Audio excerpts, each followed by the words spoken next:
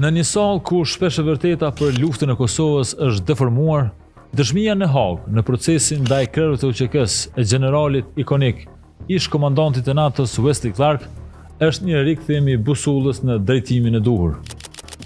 Clark nuk do të jetë një dëshmitar formal në sallën e gjyqit.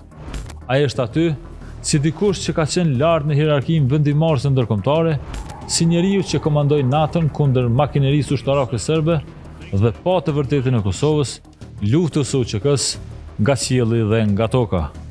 Pas presidentit Bill Clinton dhe sekretarës Madeleine Albright, Clark është një nga zërat më autoritativ për luftën e Kosovës dhe ndërhyrjen e NATO-s.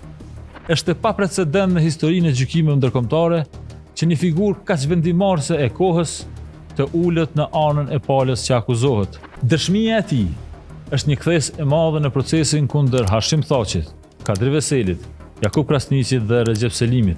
Mendoni për një çast dy realitete.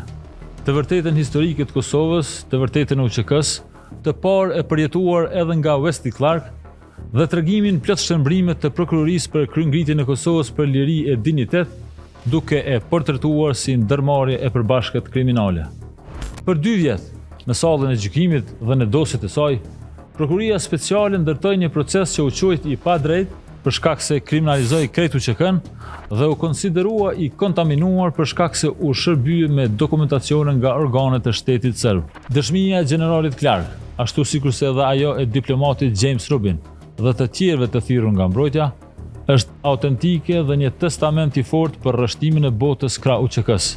Janë dëshmi që mbrojnë këtë rrështim, sepse bota perëndimore nuk do të bëhej kurrë aleat me një ndërmarrje të përbashkët kriminale, as me 1999 dhe as tash. Përballë këtyre dy realiteteve, paneli gjyqtarëve duhet të vendosë se si do të mbahet mend.